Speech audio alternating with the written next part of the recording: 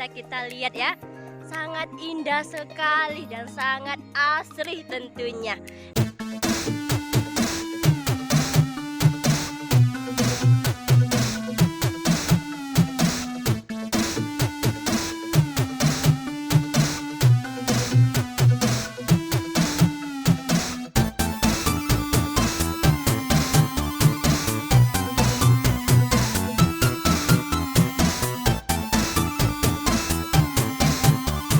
Assalamualaikum warahmatullahi wabarakatuh. Pecinta Safrial TV, Anda tentu menunggu konten-konten yang akan muncul di Safrial TV. Saya juga berharap begitu. Jangan sempat Anda lewatkan konten-konten yang ada pada Safrial TV. Apalagi konten-konten yang berkaitan dengan pembahasan tugas-tugas mahasiswa membuat konten. Jadi konten membicarakan tentang konten. Tentu hal ini menarik karena mungkin tidak semua punya waktu untuk mengamati konten-konten mahasiswa dengan jumlah yang begitu banyak. Saya saja mengamati setiap channel, ada yang 12 konten, ada yang sampai 22 konten. Anda bayangkan, satu kelas berkisar antara 37 sampai 41 mahasiswa. Karena ini panggilan tugas, masalah capek, masalah pusing, masalah mata, itu bagi saya tidak saya hiraukan. Kalau capek ya istirahat. Kalau mata lelah, bawa tidur.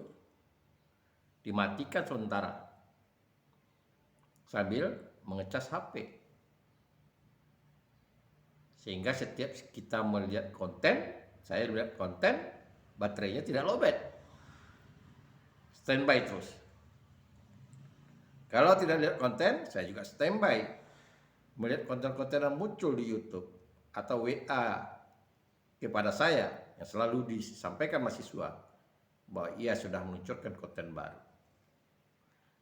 Masih bicarakan tentang mahasiswa yang mengambil mata kuliah sanggar sastra.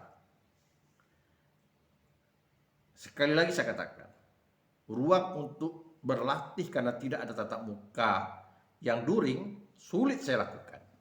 Tapi motivasi, memberikan semangat, menanamkan percaya diri kepada mereka bahwa mereka mampu, itu selalu saya lakukan setiap perkuliahan. Bahkan melalui WA, ada kalanya secara person, saya berikan semangat. Bagaimana secara bertahap kemampuan mahasiswa untuk meningkatkan keterampilan berbahasanya, mendengarkan atau menyimak, berbicara, membaca, dan menulis harus terus dilakukan secara kontinu. Ini beban bagi saya sebagai dosen di Program Studi Bahasa dan Sastra Indonesia, apalagi mengajarkan sanggar sastra. Merujuk ke belakang, saudara sekalian, ketika saya di koordinator prodi Bahasa dan Sastra Indonesia, kalau dulu namanya Ketua Program Studi, sekarang koordinator, dijabat oleh Pak Mangat Sinaga.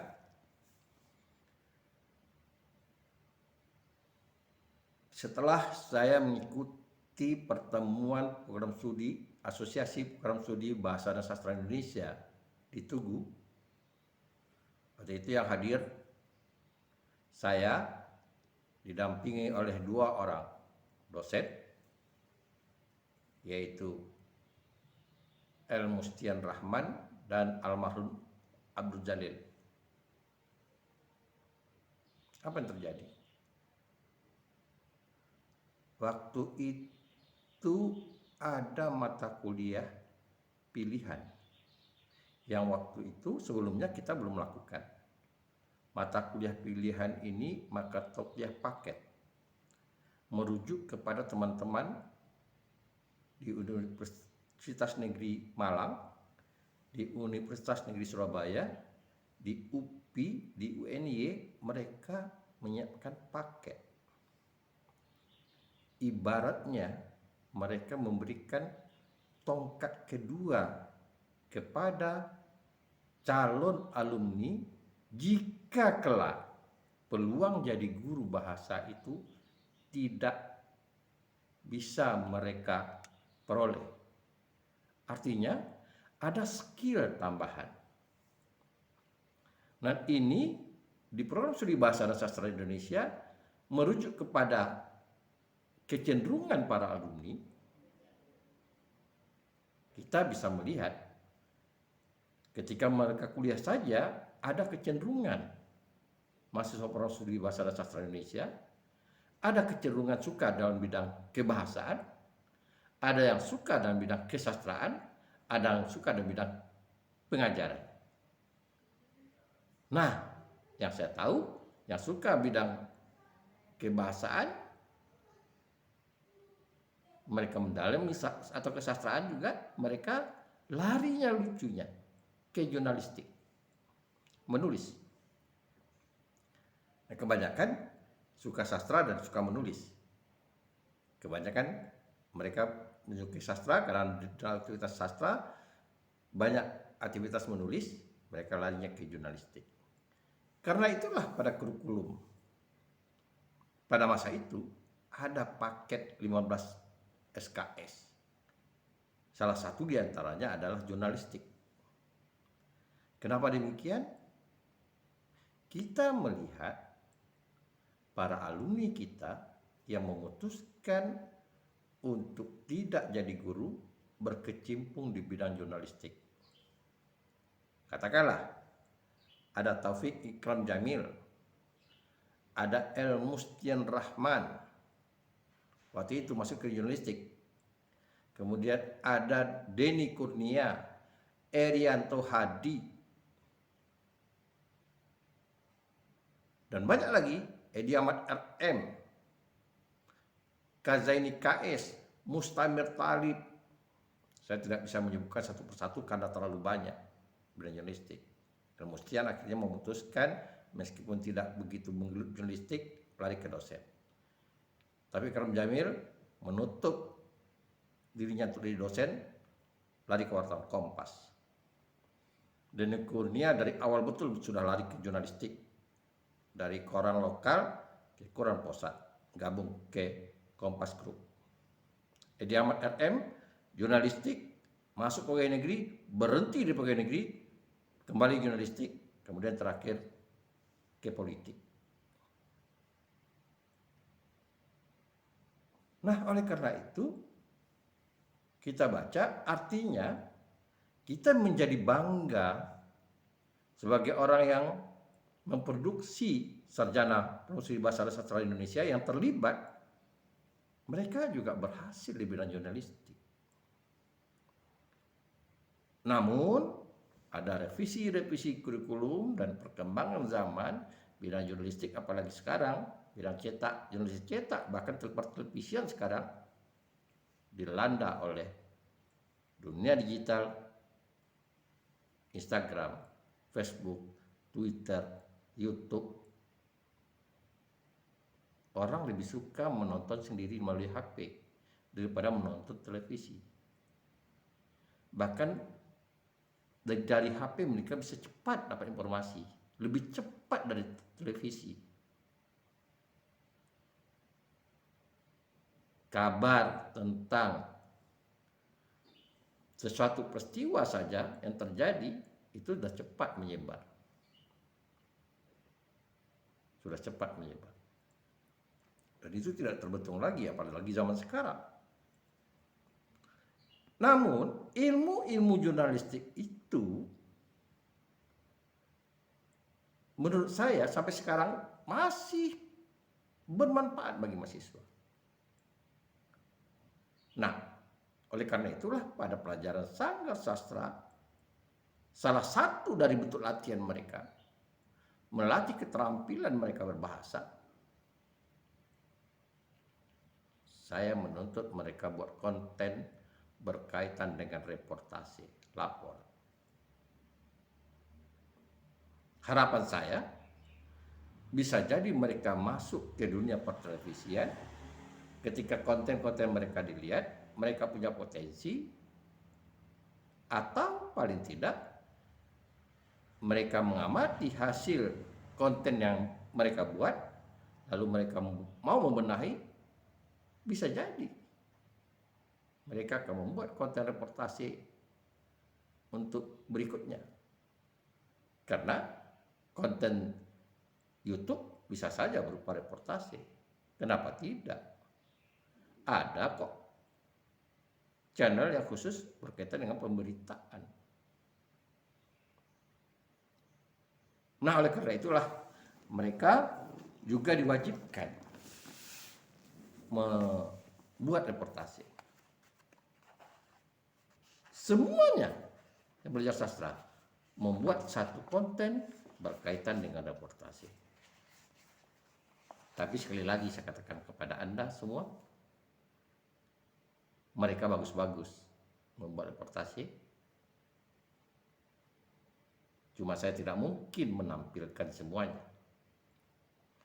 Saya hanya bertujuan untuk membuktikan kepada para mahasiswa, baik yang sedang mengambil kuliah mata kuliah Sanggar Sastra maupun yang belum mendapatkan, seperti angkatan 2019, angkatan 2020, bagaimana kemampuan atau potensi angkatan 2018 membuat reportase. Sudah pasti karena ini kita tidak ada latihan, mereka mandiri, otodidak. Saya hanya memberikan semangat, memberikan diskusi, tidak bertatapan langsung karena lewat daring saja. Ya saya terpaksa pasrah juga menerima apa adanya. Di kolom komen mereka selalu saya berikan komen apa kelemahannya. Dan ini sebuah tahapan menuju kepada kemampuan berbicara individu ke tingkatan berbicara berkomunikasi dengan orang lain. Pada reportase mereka ada menyelipkan wawancara dengan orang lain. Nah, ini tahapan-tahapan kita lakukan. Saya tidak mau bicara banyak.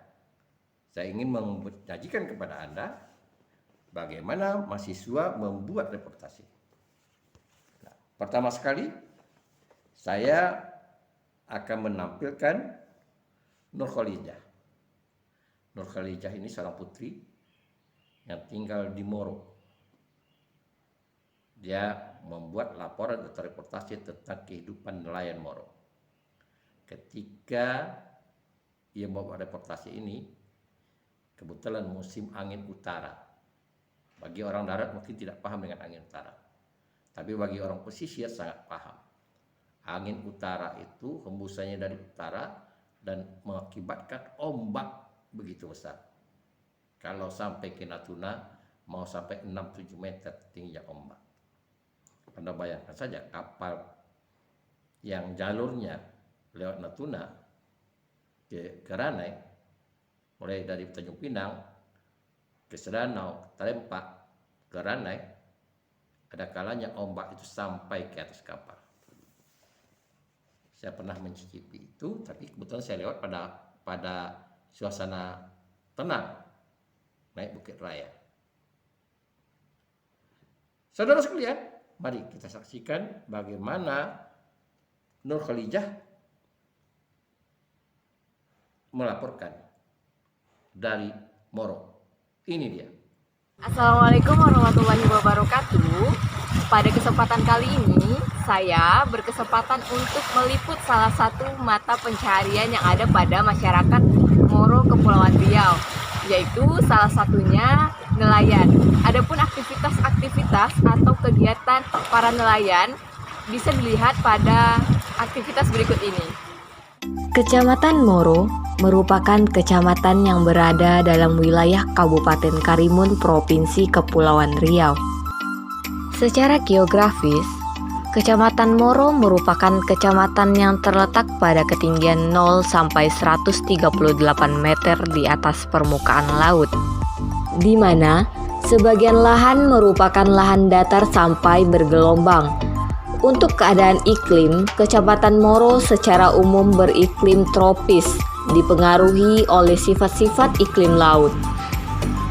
Kampung Benteng merupakan daerah pesisir, sehingga sebagian besar penduduknya bermata pencaharian sebagai nelayan tradisional guna memenuhi ekonomi keluarga.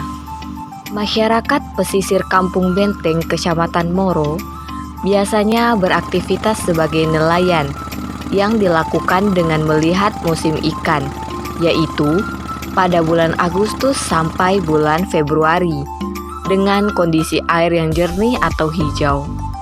Hal ini sering dilakukan bagi nelayan dengan alat tangkap rawai atau pancing. Dan pada masyarakat Moro ini, ada juga yang pergi menjaring ikan. Kegiatan melaut dilakukan setiap hari. Biasanya, kegiatan melaut dilakukan mulai sore hari hingga pagi hari. Bahkan, pada musim tertentu, mereka juga melakukan kegiatan penangkapan dengan waktu yang cukup lama. Kadangkala, kegiatan penangkapan sampai 3 hari atau 4 hari. Hasil tangkapan para nelayan ini biasanya berupa ikan, sotong, udang, dan sebagainya. Namun, ketika musim angin kuat seperti kondisi sekarang ini memasuki angin utara, para nelayan tidak dapat pergi melaut karena dikhawatirkan dapat terjadi suatu hal yang tidak diinginkan. Dan pada kesempatan tidak pergi melaut ini, para nelayan menyempatkan untuk memperbaiki pompong atau sampannya. Dan sebelum masuknya musim penangkapan ikan, aktivitas yang mereka lakukan biasanya mencari pekerjaan sampingan guna menambah penghasilan keluarga. Salah satunya ialah bekerja sebagai kuli bangunan. Begitulah bentuk aktivitas atau kegiatan para nelayan masyarakat Moro, Kepulauan Riau. Bagaimana ia melaporkan seperti penyiar televisi di lapangan.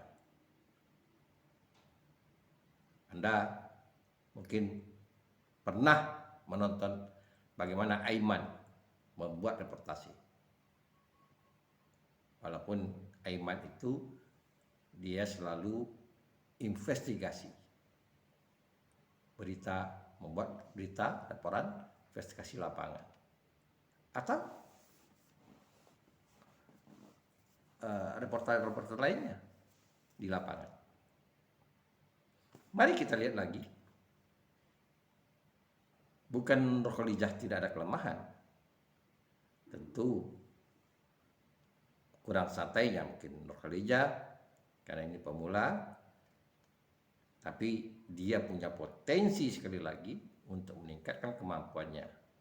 Kuncinya mau banyak melihat reportase orang, mau banyak belajar, sadarkan diri atas kekurangan-kekurangan.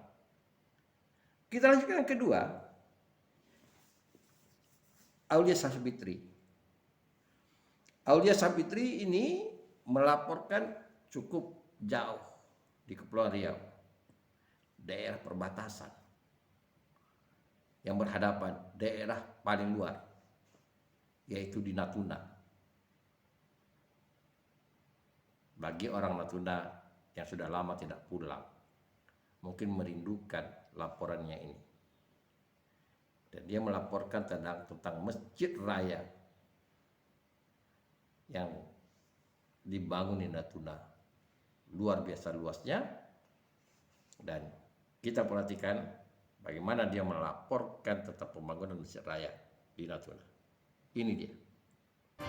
Assalamualaikum warahmatullahi wabarakatuh. Kembali lagi bersama Your Hope. Nah, hari ini aku akan mengajak teman-teman semua untuk melihat salah satu masjid terbesar di Natuna, yaitu Masjid Agung. Ayo tetap ikuti saya ya. Masjid Agung Natuna terletak di Kabupaten Natuna, Kepulauan Riau. Dibangun pada tahun 2007 dan selesai pada tahun 2009. Proses pembangunan ini telah direncanakan sejak 13 Agustus 2006 sejak Bupati Kabupaten Natuna, Dr. Andes Haji Dayeng Rusnadi MSI menduduki jabatannya sebagai Bupati Kabupaten Natuna. Bentuk kubah mirip kubah Taj Mahal di India dan menjadi masjid agung terbesar dan termegah di Provinsi Kepulauan Riau. Ornamen Masjid Agung Natuna mengambil inspirasi dari Al-Quran, karena Al-Quran merupakan sumber dari segala hukum. Masjid Agung Natuna memiliki ruang dalam yang sangat luas. Bagian tengahnya diterangi oleh cahaya alami yang bersumber dari kubah masjid. Bagian tepi pada lantai 1 yang tersedia di lantai 2 cukup gelap. Untuk meneranginya dibuat bukaan berupa karawang yang terletak di atas pintu masuk yang memiliki dimensi cukup besar. Daya tampung jemaah di masjid ini bisa mencapai 5.000 jemaah. Latar belakang mihrab Masjid Agung di Natuna dibuat dari bahan kayu dengan bentuk yang cukup besar. Geometrikanya juga terbentuk dari lengkung atau busur dengan pertemuan lancip di bagian tengah atau atasnya. Latar mihrab tersebut juga didesain dengan labirin busur lancip hingga semakin memperkuat kesan gotiknya. Kalau Anda menjumpai konten mahasiswa Provinsi Bahasa dan Sastra Indonesia, jangan lupa subscribe. Itu salah satu bukti Anda mendukung mereka. Dan kalau memang bagus, share. Like udah pasti. Share. Mungkin di Instagram Anda, sehingga lebih menyebar dia. Atau bagikan kepada teman-teman Anda yang menurut Anda perlu tahu dia tentang apa yang disampaikan pada konten ini. Berikutnya, kita lihat lagi yang ketiga. Kita sampaikan Tasa Trinanda. Jadi Tasa Trinanda, dia membuat channel YouTube-nya Kak Aca. Jadi Anda yang lebih tua, jangan pula marah. Sah-sah saja dibuat Kak Aca. Mungkin di keluarganya dia dipanggil kakak. Saya punya anak juga begitu. Dia bicara dengan abangnya juga dia mengatakan kakak. Karena sudah terbiasa. Dia satu-satunya perempuan, si Putri. Dia manggil Kak Putri. Tapi kalau pada ponakannya, dia menyampaikan dirinya bunda. Itu sapaan-sapaan manja di keluarga. Baik, kita tidak terlalu jauh bicara tentang itu, kita lihat saja ini dalam YouTube-nya Kak Aca. Kita perhatikan bagaimana Kak Aca menyampaikan tentang Pulau Tanjung. Anda tahu di mana tak Pulau Tanjung itu? Di Pranap. Ini dia. Assalamualaikum warahmatullahi wabarakatuh. Kembali lagi di ruang Kak Aca. Nah, pada tema kali ini yaitu ada pecah petualang bareng Kak Aca.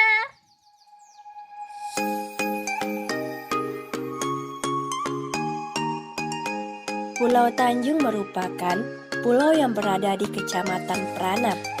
Perjalanan ke Pulau Tanjung ini dapat ditempuh lebih kurang selama 20 menit. Penduduk asli di Pulau Tanjung bersuku Melayu dengan mata pencarian utamanya adalah sebagai nelayan. Pulau Tanjung ini juga digunakan sebagai tempat perlombaan pacu jalur. Dan selain itu, pada saat sebelum menyambut bulan suci Ramadan, para penduduk dan wisatawan lokal banyak berkunjung ke Pulau Tanjung ini untuk mandi balimau.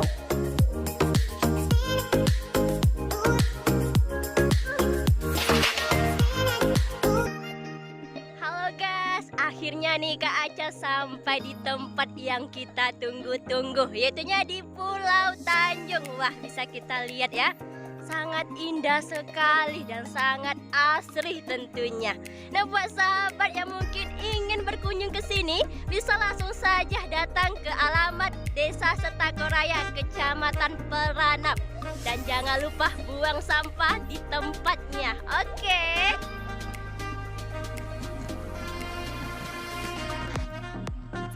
Wah, pemandangannya indah sekali pemirsa. Ditambah lagi dengan iringan angin sepoi-sepoi.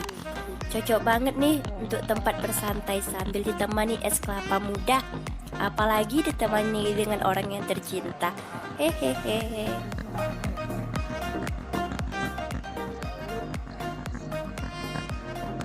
Baik pemirsa, Kak Aca akan mencoba menyapa nih para pengunjung yang ada di Pulau Tanjung ini. Let's go. Halo Bang. Iya. Sama siapa nih kesini tadi?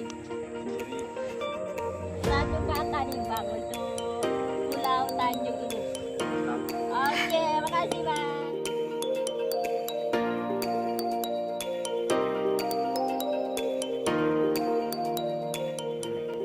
Alam semesta adalah ekosistem yang harus kita jaga.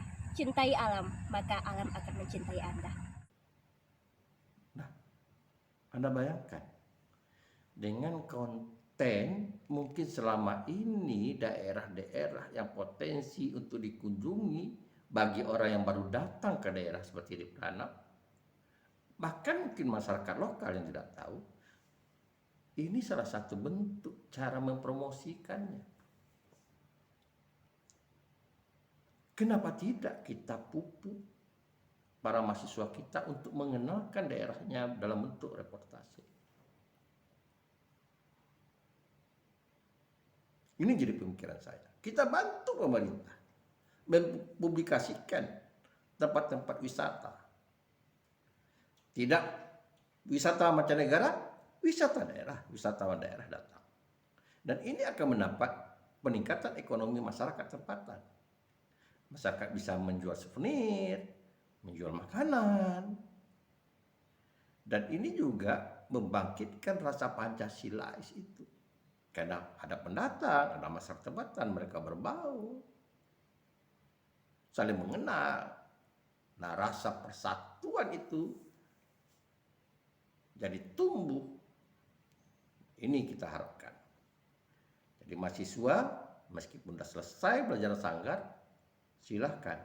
Saya yakin tidak hanya satu reportase yang bisa dibuat di daerah Anda. Bisa saja reportase tentang budaya, tempat-tempat bersejarah misalnya. Itu harus Anda lakukan. Saudara sekalian, nah, satu lagi, dan ini paling penting kalau saya katakan, objek-objek yang paling penting untuk dibuat reportase. Kalau terjadi suatu peristiwa seperti bencana alam yang terjadi di Teluk Kuantan, ya berkaitan dengan banjir, musim hujan sekarang ini, pada awal Januari ada kasus seperti itu. Wilda Indahsari melaporkan dari Kuansing. Anda lihat di Wilda Channel, tapi saya memberikan cuplikannya seperti ini. Wilda sudah mengambil satu objek yang menurut dia layak untuk dilaporkan agar semua orang tahu. Ini dia Wilda. Assalamualaikum warahmatullahi wabarakatuh. Sejak awal tahun 2021, hujan terus mengguyur Kabupaten Kuantan Sengingi. Sekarang saya Wilda Indahsari telah berada di Sungai Batang Kuantan, yang tepatnya di Desa Pulau Kumpai. Hujan yang terus mengguyur kawasan ini menyebabkan Sungai Batang Kuantan menjadi meluap naik. Seperti yang kita lihat, biasanya pada sungai ini terdapat pulau-pulau, dan sekarang pulau tersebut tidak terlihat lagi dan air semakin hari semakin naik. Diperkirakan jika hujan terus mengguyur 1 minggu ke depan, maka banjir akan meluap ke permukiman warga sekitar.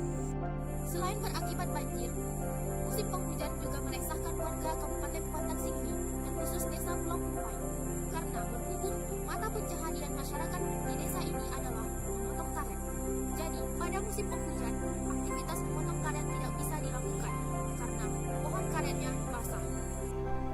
Beginilah kondisi pohon karet yang diguyur hujan.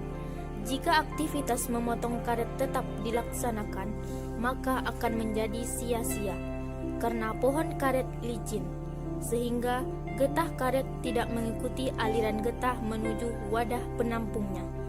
Dan jika dipaksakan secara terus-menerus, maka pohon karet akan mati. Saudara sekalian, karena waktu kita juga membatasi panjangnya channel kita, konten kita maksud saya, supaya tidak membosankan. Tapi paling tidak kita bisa melihat kemampuan jurnalistiknya para mahasiswa Prodi Bahasa dan Sastra Indonesia, tinggal mengasahnya lagi. Mana yang kurang bagus, silahkan ada komen di channelnya.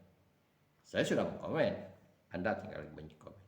Apa yang harus berikan masukan-masukan, berikan semangat, berikan spirit agar mereka jadi jurnalis sejati.